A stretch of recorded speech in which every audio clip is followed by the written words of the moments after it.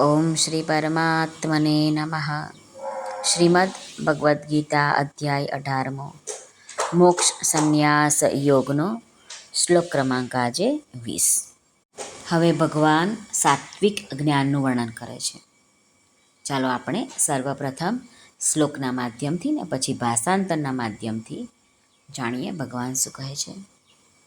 શ્રી ભગવાનુવાચ સર્વભૂતેષુ યેનૈકં ભાવમવ્યયમીક્ષતે અવિભક્तं વિભક્તેષુ તજ્જ્ઞાનં વૃદ્ધિ સાત્વિકમ.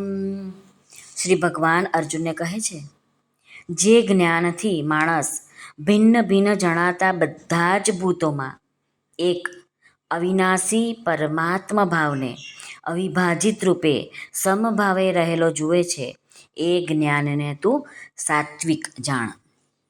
હવે આપણે જોઈએ શ્રી રામ સુખદાસજી મહારાજ સાધક સંજીવનીમાં શું વર્ણન કરે છે. મહારાજ કહે છે કે વ્યક્તિ વસ્તુ વગેરેમાં જે પણ દેખાય છે તે એ વ્યક્તિ વસ્તુ વગેરેનું નથી, પરંતુ બધામાં જ પરિપૂર્ણ પરમાત્માનું જ છે.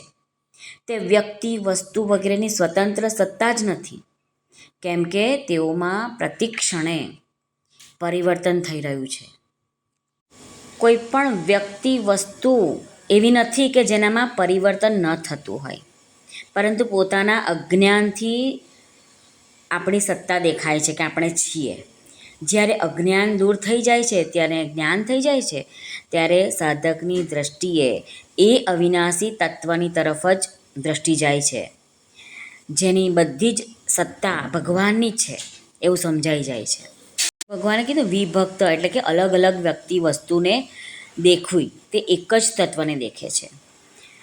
અલગ અલગ જ્ઞાન અને યથાયોગ્ય અલગ અલગ વ્યવહાર થવા છતાં પણ તે એ વસ્તુઓમાં સ્વતઃ સિદ્ધ નિર્વિકાર એક તત્વને જ દેખી શકે છે. તેના જોવાની જે દૃષ્ટિ છે તે જ બદલાઈ જાય છે અને અંતઃકરણમાં રાગ દ્વેષ નથી હોતા. તજ્જ જ્ઞાનમ વૃદ્ધિ સાત્વિકમ, તે જ્ઞાનને તું સાત્વિક જાણ.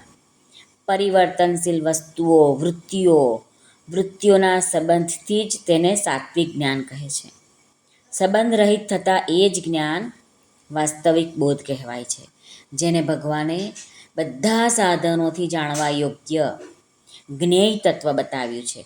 જ્ઞેયં યત તત્ પ્રવક્ષ્યામિ યજ્ જ્ઞાત્વા મૃતમશ્નુતે.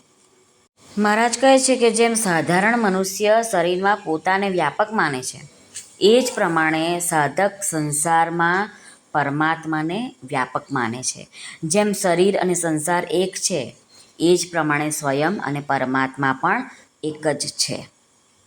શ્રી કૃષ્ણાર્પણમસ્તુ. સર્વને ભાવથી જય શ્રી કૃષ્ણ. રાધે રાધે. હરિઓમ તત્સત. જય ગુરુદેવ દત્ત. જય સ્વામિનારાયણ. જય માતાજી. નમઃ પાર્વતે પતે. હર હર મહાદેવ. હર સિદ્ધેશ્વર મહાદેવની જય. આજના આનંદની જય. સર્વનું કલ્યાણ થાઓ, સર્વનું કલ્યાણ થાઓ, સર્વનું કલ્યાણ.